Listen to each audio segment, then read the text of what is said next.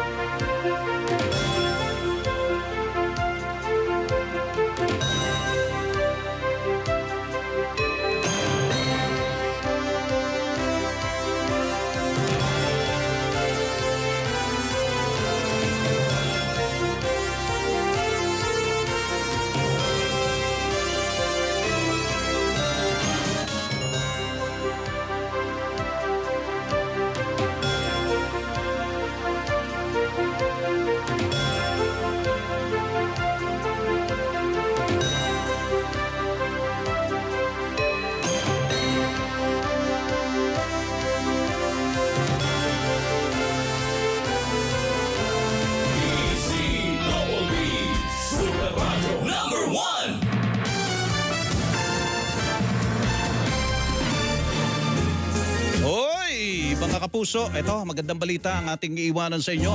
Ipatutupad na po simula sa Enero ng susunod na taon ang enhanced lifeline rate para sa mga customer ng Maynilad.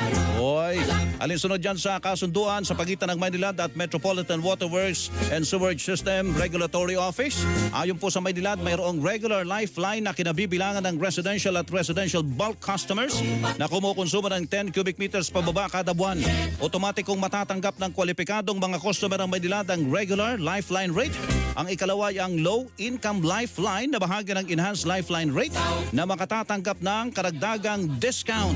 Kabilang po mga residential at residential bulk customers na hindi lang kumukonsumo ng 10 cubic meters pababa kada buwan, kundi kabilang din sa marginalized sector. Para po makatanggap ng discount bilang low-income lifeline, kailangang mag-apply ang qualified customers. Salamat po. Ang balita yan, no? Merry Christmas! Naman, no?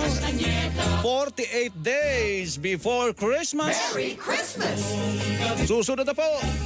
Bago na, bayan! Wake up! Ako po